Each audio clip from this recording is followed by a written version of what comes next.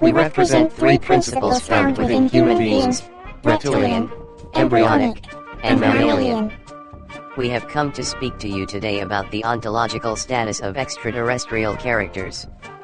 Ontology is the study of whether or not something exists in reality, or whether it exists as merely a concept. If you humans claim to be lovers of truth and facts, then will you abandon all of your mythological, fictional, spooky, and non-factual beliefs? No, human beings will continue to play their silly human game of, my mythology is better than yours, justifying one silly belief, while condemning and criticizing another. Yeah. Humans be like, extraterrestrials are spooky, far out, fictional, and crazy, but then still believe in other different spooky, far out, fictional, and crazy concepts.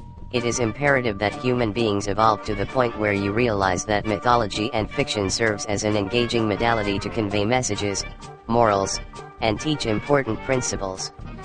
The purpose of a mythology or fiction is not to deceive. You deceive yourself if you choose to believe the mythology is true and real. Whether or not you accept information as true and real, is your responsibility, and your choice.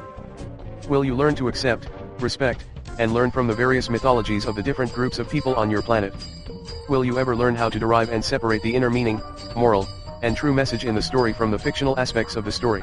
I really don't know who to feel sorrier for, the person who believes that something obviously fictional is real, or the person who believes in something equally as mythological, but laughs at other people who prescribe to different mythologies and fictions.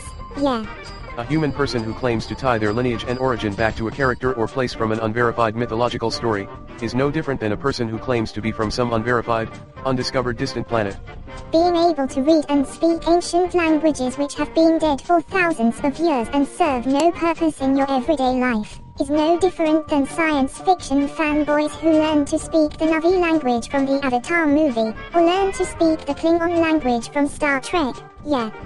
So, what is the ontological status of extraterrestrials, you may ask? Well, there is just as much evidence of our existence as there is of the ibis bird-headed character named Tahuti from ancient Egypt. We are as real as the reptilian crocodile-headed character named Sobek from ancient Egypt. We are as real as the hairy dwarf character named Best from ancient Egypt. Yeah. We are as real as Jesus. We are as real as the fishman character Dagon from ancient Mesopotamian mythology. We are as real as the hairy wild man character named Enkidu from the Mesopotamian Gilgamesh epic. Yeah.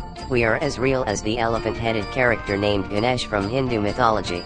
We are as real as the talking serpent character from the Bible.